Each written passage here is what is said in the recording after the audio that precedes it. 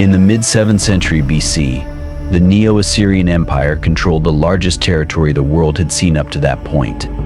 At the helm of this vast empire was King Ashurbanipal, a skilled military leader and an intense collector of knowledge. While he was popular among his people, he was merciless toward his enemies. His fascination with knowledge led him to establish the famous Royal Library of Ashurbanipal, often called the most precious source of historical material in the world. Ashurbanipal, whose name translates to Ashur has made another son, was born in 685 BC in Nineveh, the Assyrian capital. He was a member of the Sargonid dynasty, descended from his great-grandfather Sargon II, who claimed the throne in 722 BC.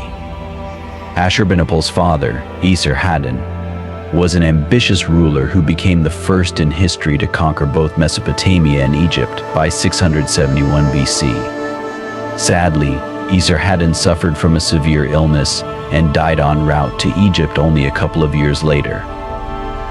Despite being the fourth son, Ashurbanipal was named heir to most of the empire, taking on the title King of the Universe.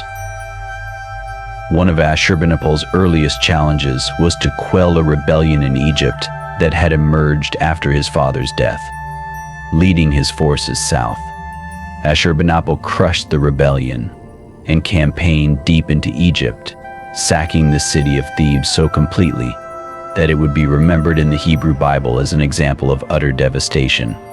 By 665 BC, Assyrian control over Egypt was secure. Ashurbanipal installed Psamtik, a captured Egyptian prince, as a puppet pharaoh after retraining him in the Assyrian ways.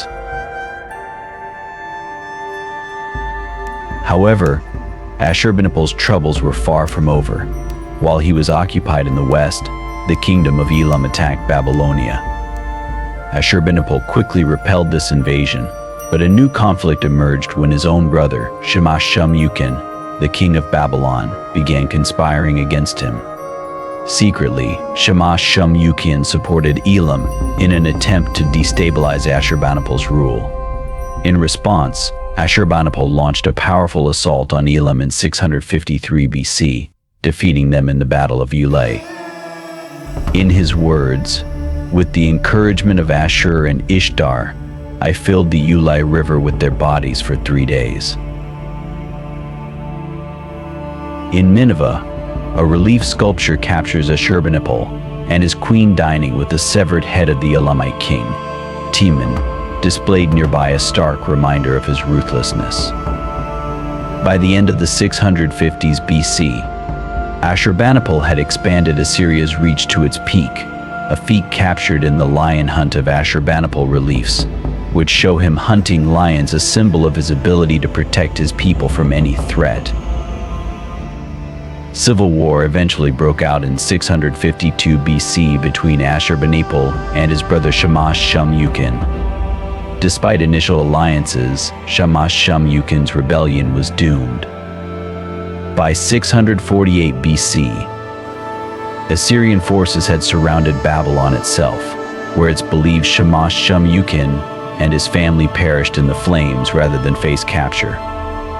Ashurbanipal was ruthless with his enemies, declaring, "As for those who spoke against Ashur, their tongues were cut and their bodies were fed to the dogs." Following this victory, Ashurbanipal punished the Elamite kingdom once more, besieging Susa and leveling the city. His wrath left the region empty, inadvertently setting the stage for the Medes to migrate there and eventually play a role in Assyria's downfall. With the empire at peace, Ashurbanipal returned to his scholarly pursuits, establishing the world's first systematically organized library, known as the Library at Nineveh. Ashurbanipal was passionate about preserving ancient knowledge, and he employed hundreds of scribes to copy texts from all over the known world. I, Ashurbanipal, King of the Universe, have placed these tablets in Nineveh for the future, he proclaimed. The library included thousands of works, most notably the Epic of Gilgamesh, a masterpiece, and the oldest known work of literature, which contains an early flood story that predates the Bible. Ashurbanipal ruled for 38 years, but after his death in 631 BC, Assyria faced internal conflict. His sons clashed over succession, weakening the empire from within.